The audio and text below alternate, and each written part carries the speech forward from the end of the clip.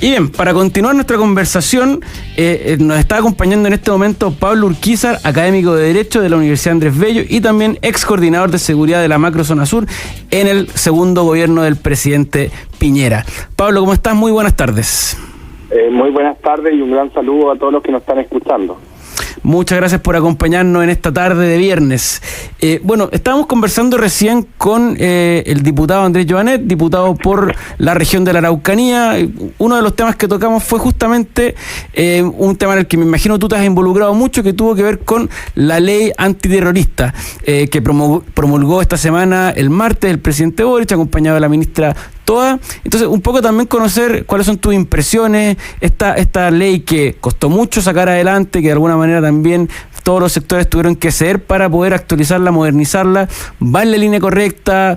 El diputado Joanet considera que afina ciertas definiciones y que por lo tanto esta permitiría perseguir los actos terroristas de mejor forma. Nos gustaría conocer cuál es tu visión, cuál es tu opinión, más considerando que tú estuviste encargado de involucrarte mucho, ¿cierto?, en el conflicto que vive la Macrozona Sur, lamentablemente.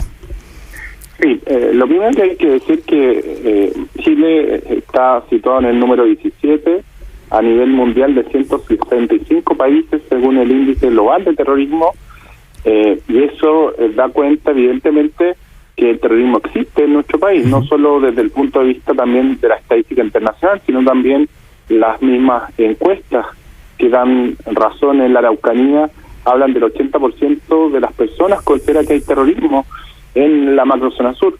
También gobiernos de izquierda y de derecha han dicho que hay terrorismo, ¿cierto? Y los mismos hechos específicos, basta recordar lo que ocurrió el 27 de abril del año pasado, ¿cierto?, con el triple atentado de homicidio en contra de Carabineros de Chile en Cañete, específicamente por la resistencia mapuche Neuquén. Por lo tanto, esa realidad da cuenta que efectivamente hay terrorismo. Lo que es contradictorio es que durante 20 años, los últimos 20 años, no ha habido una sola condena por delito terrorista vinculado a la ley 18.314. Y por lo tanto, esa ineficiencia, esa inefectividad y esa falta de legitimidad de la antigua ley antiterrorista necesariamente debía superarse, ¿cierto? Y en ese sentido, la nueva regulación antiterrorista que salió y se promulgó hace unos días por parte del presidente de la República, necesariamente da cuenta de un avance, no solo desde el punto de vista de la legitimidad. Este proyecto de ley se discutió no solo en lo que se ingresó por parte del presidente de la República, sino también mucho antes. El primer proyecto de ley antiterrorista se presentó el año 2014, es decir, más de 11 años discutiéndose esta regulación que estaba muchas veces tenida por ideología y que impedía avanzar, pero gracias a un esfuerzo de los parlamentarios, también del gobierno, se logró avanzar sustantivamente con un proyecto que tiene básicamente líneas que son muy, muy positivas. ¿Qué líneas son muy positivas? Primero, por primera vez se avanza en una mirada preventiva del terrorismo.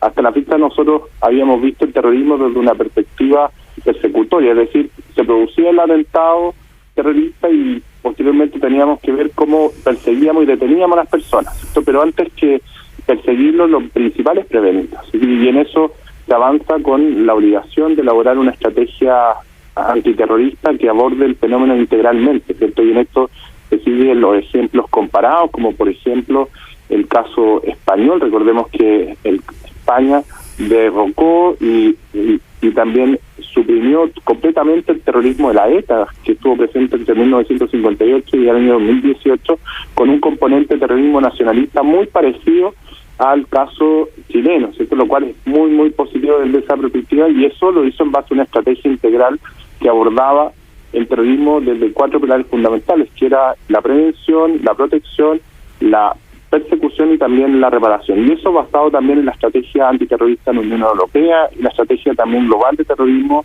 de Naciones Unidas. Por lo tanto, los estándares internacionales en esta materia van a ser asimilados por Chile y eso va a ser muy positivo desde el punto de vista preventivo. Eso es la primera gran noticia. La segunda, desde el punto de vista persecutorio propiamente tal, es que la nueva regulación antiterrorista lo que hace es también seguir el ejemplo del Código Penal español, estableciendo el delito terrorista base, ¿cierto?, con finalidades. Y esas finalidades se amplían desde el punto de vista de lo que actualmente existía. Y se pone un foco además, y eso es muy positivo, en la organización terrorista, sin perjuicio de que también pueden existir los terroristas que se llaman los lobos solitarios, los terroristas individuales. Claro. Se mejoran las técnicas especiales de investigación.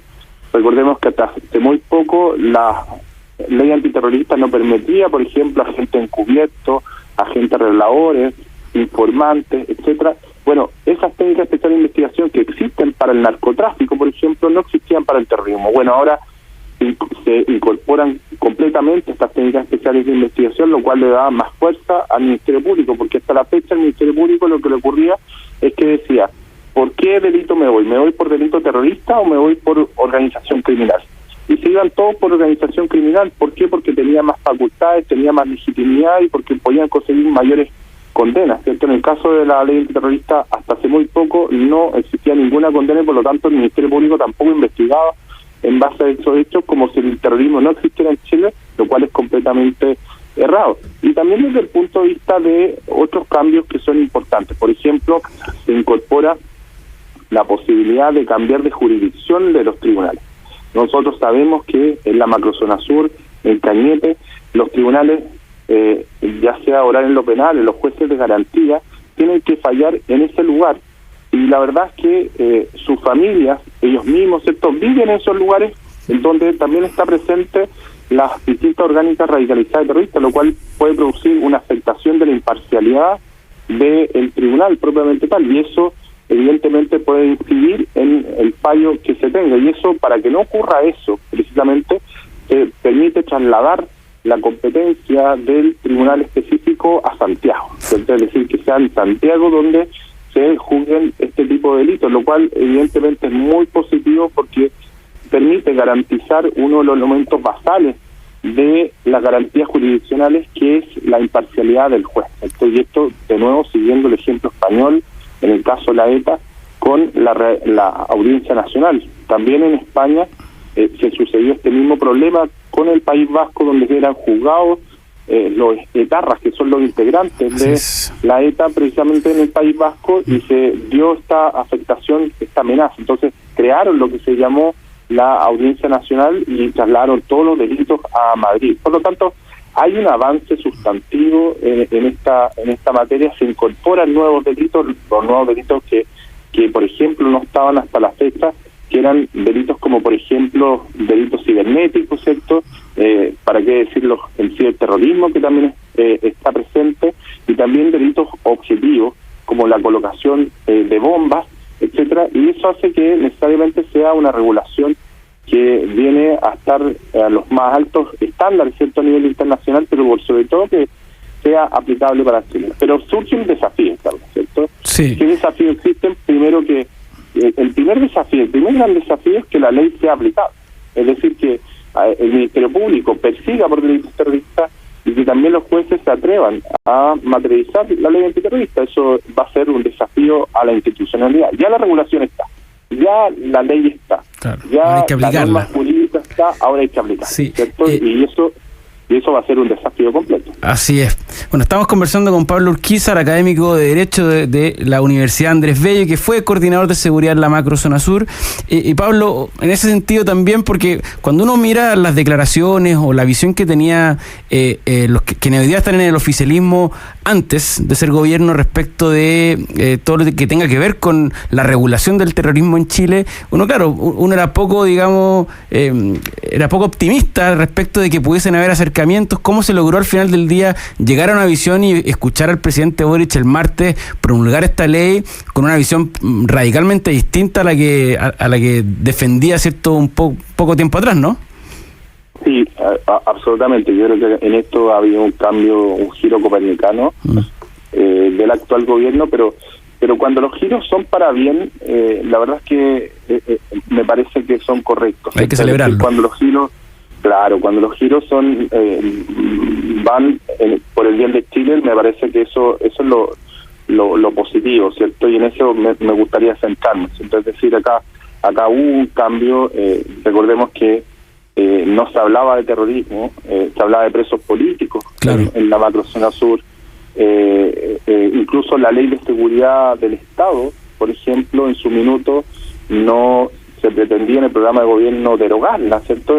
Y recordemos que hoy día Héctor Yaitul, el principal cabecilla de una de las orgánicas radicalizadas y terroristas de la macrozona sur, como es la CAM, está condenado a 23 años de cárcel por ley de seguridad del Estado. Por lo tanto, ese giro es un giro que es muy positivo desde el punto de vista de las personas que viven en la macrozona sur, porque ha logrado también reducir los hechos de violencia, y ahora con esta nueva regulación antiterrorista lo que se espera es que exista esta mirada de Estado, esta unidad de acción del Estado, donde da lo mismo el color político, ¿cierto?, el origen étnico. Bueno, lo importante son los derechos y libertades fundamentales de familias mapuche y no mapuche que viven en la macrozona sur, y que eso hay que proteger. Y en esto no solo hay que pensar en la macrozona sur, hay que pensar en Chile entero. Recordemos que hace muy poco el presidente estadounidense Donald Trump lo que hizo fue declarar como organización terrorista al Tren de Aragua. Y eso tiene impacto en Chile. Por lo tanto, esa mirada, por ejemplo, de una organización terrorista como el Tren de Aragua, desde la perspectiva de Estados Unidos, ¿cuál es el fundamento? El fundamento es que afecta a la seguridad nacional. Y qué duda cabe que en Chile está presente el Tren de Aragua.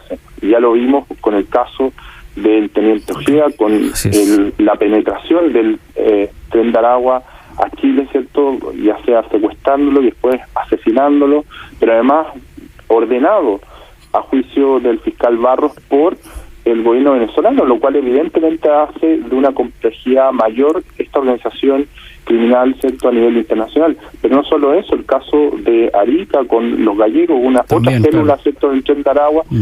Por lo tanto, esa realidad en donde ya Estados Unidos lo cataloga como organización terrorista tiene un impacto en Chile, y eso también hay que ir alineándose para efectos de poder darle la credibilidad de lo que está ocurriendo en Chile, no en Estados Unidos, en Chile. Así es. En Chile el Tren de Aragua existe, tiene un poder de otra dimensión y tiene también un nivel de violencia de otra dimensión que hay que preocuparse y hay que abocarse, y esta ley precisamente también va a servir para efecto del Tren de Aragua. Perfecto. Pablo, y para ir terminando, que nos quedan 2 minutitos antes de ir a una pausa, te quería consultar, y bueno, ya teniendo esta ley, ¿qué falta? O sea, ¿por dónde hay que avanzar? ¿Cuáles serían los desafíos también legales o de políticas públicas para poder terminar de cerrar, ¿cierto?, este círculo y enfrentarnos decididamente ante el terrorismo? Diría 3 cosas que son importantes. Lo primero, aplicarla. Yo creo que claro, eso, por lo tanto, vamos a ver de aquí al próximo año, ¿cierto?, cuánto ha sido la aplicación de esta ley, efectivamente cuánto la Fiscalía está impulsándola, ¿cierto?, cuánto son las condenas que se están dando. Me parece que eso va a ser muy relevante, porque no sacamos nada con tener una regulación al máximo nivel desde el punto de vista del papel, pero si en la práctica esto no se está materializando. Segundo, la elaboración de esta estrategia antiterrorista. Me parece que va a ser fundamental, ¿cierto?, que sigan los estándares de el modelo español, el modelo de la Unión Europea y también el modelo de Naciones Unidas. Me parece que ahí hay otro elemento fundamental, y esto le corresponde precisamente al gobierno. Los otros 2 le corresponden al Ministerio Público y al Poder Judicial, pero este le corresponde al gobierno. Y un tercer elemento que me parece que es fundamental también dice relación no con la regulación antiterrorista propiamente tal, sino que con la modernización del sistema de inteligencia del Estado. Claro. ¿Ya? Es decir, acá se necesita, para poder enfrentar al terrorismo, no solo buenas leyes desde el punto de vista preventivo o desde el punto de vista persecutorio, sino que se necesita y requiere un sistema robusto desde el punto de vista de la inteligencia, y en eso estamos al debe, ¿cierto? Tenemos un proyecto de ley que data del año 2018, del 13 de noviembre del año 2018, 2.264 días tramitándose propiamente tal, y todavía no ve la luz, ¿cierto?, con una regulación, y esto hay que tenerlo muy claro, desde el año 2004 está esta ley.